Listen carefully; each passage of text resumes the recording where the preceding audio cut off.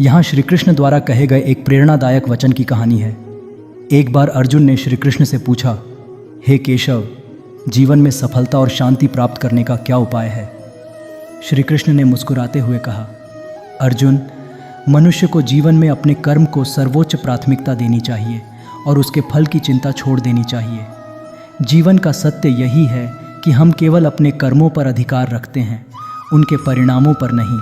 इसलिए निष्काम भाव से कर्म करना ही सही मार्ग है। अर्जुन ने आश्चर्य से पूछा, परंतु हे माधव, जब हम किसी कार्य को करते हैं तो उसके परिणाम की चिंता स्वाभाविक रूप से होती है, उसे कैसे छोड़ें? आज श्री कृष्ण ने एक सुंदर उदाहरण दिया। देखो अर्जुन, एक माली फूलों के पौधे लगाता है, उनका ध्यान रखता है, उन्हें पानी देता है और उन्हें धूप में रखता है। लेकिन माली का कार्य केवल पौधों की देखभाल करना है, यह निश्चित करना नहीं कि पौधे फूल देंगे ही।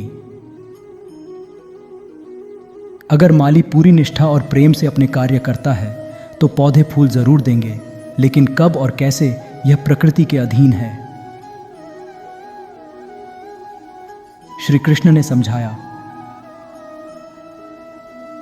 इसी प्रकार तुम अपने कार्य को प्रेम और पूरी निष्ठा के साथ करो, लेकिन फल की चिंता में अपने मन को व्याकुल मत करो।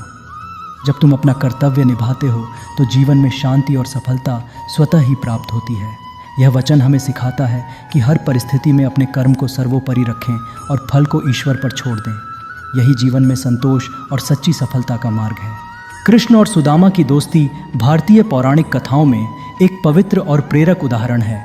यह कहानी महाभारत के काल की है और इसने मित्रता का सच्चा स्वरूप दिखाया है, जिसमें न कोई स्वार्थ है और न कोई छल, बल्कि केवल प्रेम और निस्वार्थ भावना है। बचपन की दोस्ती। कृष्ण और सुदामा बचपन में एक ही गुरु संदीपनी मुनि के आश्रम में शिक्षा प्राप्त कर रहे थे। वे दोनों बाल्यावस्था में बहुत अच्छे मित्र थे। आश्रम में रहते हुए उन्होंने साथ साथ वेद और शास्त्र पढ़े, खेल खेले और जीवन के कई महत्वपूर्ण सबक सीखे। कृष्ण एक राजकुमार थे, जबकि सुदामा एक गरीब ब्राह्मण परिवार से थे, लेकिन उनकी दोस्ती में कभी भेदभाव या असमानता नहीं रही। दोनों एक दूसरे के सुख दुख में भागीदार थे और एक दूसरे के प्रति अगाध प्रेम रखते थे। सुदामा की गरीबी, समय बीतता गया और दोनों मित्र अपने अपने जीवन में व्यस्त हो गए। कृष्ण द्वारका के राजा बन गए और उन्होंने एक महान योद्धा और शासक के रूप में प्रसिद्धि प्राप्त की। दूसरी ओर सुदामा ने एक साधारण और निर्धन जीवन अपनाया। सुदामा की गरीबी इतनी अधिक थी कि उनके परिवार को कई बार भूखे रहना पड़ता था। उनकी पत्नी को अपने बच्चों को भोजन के लिए तरसते हुए देखना असहनीय हो जाता। आखिरकार सुदामा की पत्नी ने उनसे अनुरोध किया कि वे अपने पुराने मित्र कृष्ण से सहायता मांगने के लिए द्वारका जाएं।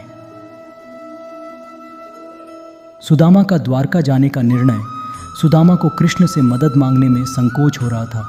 उन्हें अपनी गरीबी पर लज्जा महसूस हो रही थी और वह सोचते थे कि राजा बने कृष्ण उन्हें पहचानेंगे भी या नहीं। लेकिन पत्नी के आग्रह पर वे कृष्ण से मिलने के लिए तैयार हो गए। उनके पास कृष्ण के लिए कोई भेंट खरीदने के लिए धन नहीं था। उनकी पत्नी ने बड़ी मुश्किल से घर में थोड़ा सा चूरा, सूखा हुआ चावल इकट्ठा किया। सुदामा ने वही चूरा एक कपड़े में बांधकर कृष्ण के लिए उपहार के रूप में साथ लिया। कृष्ण से मिलन। सुदामा लंबी यात्रा करके द्वारका पहुँचे। विशाल महल और राजसी वैभव देखकर वे थोड़े असमंजस में पड़ गए। उन्हें संकोच हो रहा था कि क्या वे वास्तव में राजा कृष्ण से मिलने योग्य हैं। जब सुदामा महल के द्वार पर पहुंचे और कृष्ण को उनके आने की सूचना मिली तो कृष्ण ने तुरंत अपने मित्र को पहचान लिया। कृष्ण दौड़ते हुए सुदामा के स्वागत के लिए बाहर आए।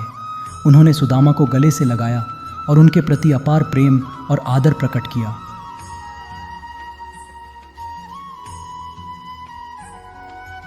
यह देख महल के सारे लोग हैरान रह गए कि द्वारका के महान राजा एक गरीब ब्राह्मण के लिए इतनी आत्मीयता दिखा रहे हैं।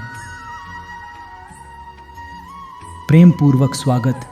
कृष्ण ने सुदामा को महल में सम्मान पूर्वक बैठाया, उनके पांव धोए और उन्हें महल के सारे सुख सुविधाएं दीं। सुदामा इतने लज्जित थे कि वे अपनी गरीबी की बात या सहायता का अनुरोध नहीं कर सके। कृष्ण ने सुदामा का संकोच भांप लिया और मित्रता का मूल्य समझते हुए उनका ध्यान बंटाया।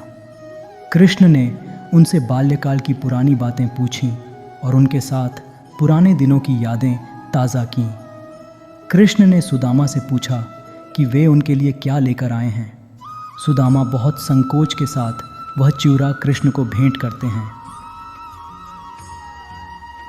कृष्ण ने उस साधारण चिवड़ा को बड़े प्रेम से खाया और कहा कि यह उनके लिए अमूल्य है।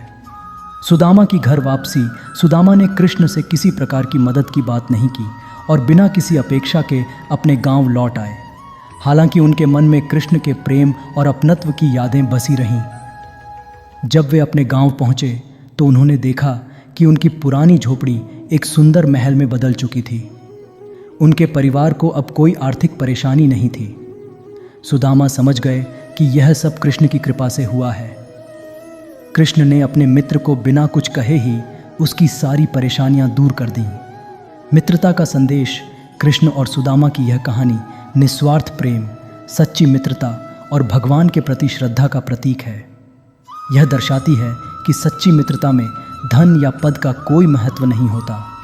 यह हृदय की शुद्धता और आपसी प्रेम पर आधारित होती है। जब सुदामा द्वारका से वापस आए और अपनी पत्नी से मिले तो उनकी आंखों में आंसू थे। उनके हृदय में कृष्ण के प्रति गहरा प्रेम और कृतज्ञता का भाव था। उन्होंने अपनी पत्नी से कहा, प्रिय, मैं द्वारका गया तो केवल अपने मित्र कृष्ण से मिलने के लिए, लेकिन उनकी कृपा और प्रेम का कोई मोल नहीं है। कृष्ण ने मुझे बिना किसी शब्द के हमारी हर परेशानी का हल दे दिया। उन्होंने हमारी गरीबी को समृद्धि में बदल दिया, लेकिन असल में उनकी सबसे बड़ी भेंट उनकी आत्मीयता और स्नेह है। कृष्ण ने मुझे सिखाया कि मित्रता में किसी भी प्रकार की अपेक्षा नहीं होनी चाहिए। वे राजा हैं, परंतु हमारे बीच के प्रेम और मित्रता की डोर वैसी ही अटूट रही। उनकी कृपा से हमने केवल भौतिक सुख ही नहीं पाया, बल्कि यह भी जाना कि सच्चा धन मित्रता और प्रेम है। सुदामा ने अपनी पत्नी को यह भी बताया कि कृष्ण ने उनका कैसे स्वागत किया और बचपन की यादें ताज़ा की। वे अपने मित्र के प्रेम और उनकी महानता को याद कर भावुक हो गए। जय श्री कृष्ण।